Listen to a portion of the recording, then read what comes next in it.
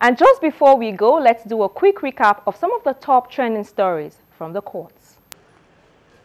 We begin with the report that the Federal High Court in Abuja ruled on Thursday that two alleged masterminds of the bombing which occurred on October 1, 2010 in Abuja, Charles Oka and Obi Nwabweze, have a case to answer with respect to the charges against them on the incident. At least 12 persons were said to have died, with many others injured in the incident which occurred near Eagle Square in Abuja during the Independence Day celebration. In his ruling, Justice Gabriel Kolawole dismissed the no-case submission filed by the two defendants and held that the prosecution, led by Dr. Alex Izion, Senior Advocate of Nigeria, had established a prima facie case which required them to offer explanations in respect of the charges preferred against them. The prosecution had called 17 witnesses and tendered documentary exhibits as evidence to prove its case, but the defendants had argued that the evidence given by the witnesses had been discredited in the course of the trial. But Justice Kolawole ruled otherwise and held that the evidence of the prosecution was not discredited. The court then fixed July 5 and 6 for Oka and Nwabweze to open their defense. Charles Oka's elder brother, Henry, who was leader of a militant group, the Movement for the Emancipation of the Niger Delta, had been prosecuted and convicted in South Africa for the Abuja bomb attack.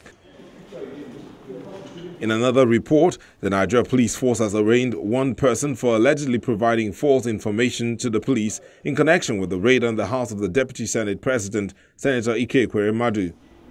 Mr. Ahmed Echoda was arraigned on Tuesday for allegedly providing false information to the police, which led to the raid on Senator Ike Ekweremadu's house.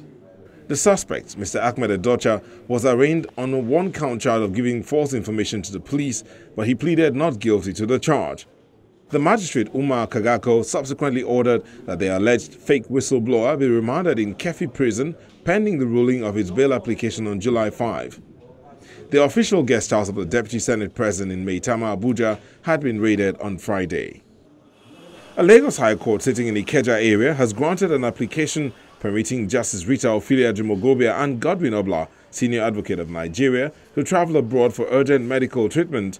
The duo is facing corruption charges of giving and receiving bribes brought against them by the Economic and Financial Crimes Commission, EFCC.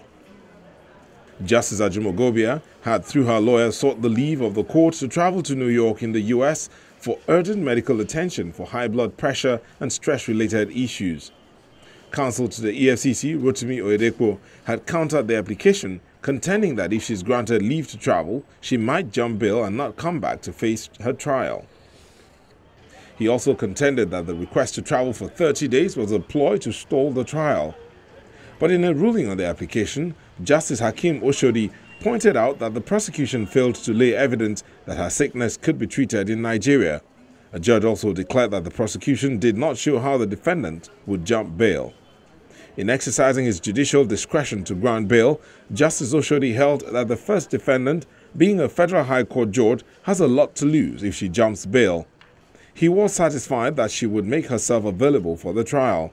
He then ordered the Chief Registrar to release the international passport of the first defendant to enable her travel abroad between June the 7th to June the 30th, 2017.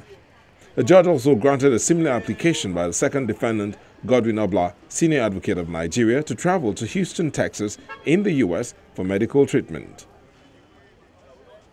And still in Lagos, the Economic and Financial Crimes Commission, EFCC, has named 3 oil marketing companies that allegedly aided a former Minister of Petroleum Resources, Mrs. Desiani Alison Madueke, to distribute an alleged bribe of $115 million for the purpose of compromising the 2015 general election. An investigator with the anti-graft agency, Usman Zikari, who appeared as a witness before the Federal High Court in Lagos on Wednesday, gave the names of the companies as Octos Investment Limited, Northern Belts Gas, and Midwestern Oil and Gas. The witness was testifying on Wednesday in the case of Dele Belgore, Senior Advocate of Nigeria, and a former Minister of National Planning, Professor Abubakar Suleiman, who were charged with laundering 450 million naira. Led in evidence by the EFCC prosecutor, Mr. Rotimi Oyedepo, the witness told the court that the two defendants allegedly received the sum of 450 million naira from the $115 million bribe money. The court was shown documents allegedly signed by the defendants when they took possession of the money. Justice Rewan Aikawa has adjourned further proceedings till June 15. And we round off at the Court of Appeal in Benin, which has reserved judgment in an appeal filed by the candidate of the People's Democratic Party in the Edo State governorship election, Osagie Ize-Iyamu, challenging the verdict of the Election Petitions Tribunal. The five-man appeal panel, led by Justice Dongba Mentem, also reserved judgment indefinitely on the cross-appeal filed by Godwin Obaseki of the All Progressives Congress. It stated that a date for the judgment would be communicated to the parties in the case. The tribunal had in its judgment, delivered by Justice Ahmed Badamosi, dismissed the petition of Ize-Iyamu and the PDP for lack of merit and upheld the September 28 governorship election of Obaseki as governor. Not satisfied, the PDP candidate had filed a 41-ground appeal against the tribunal's judgment, while Obaseki filed a cross-appeal on 4 grounds.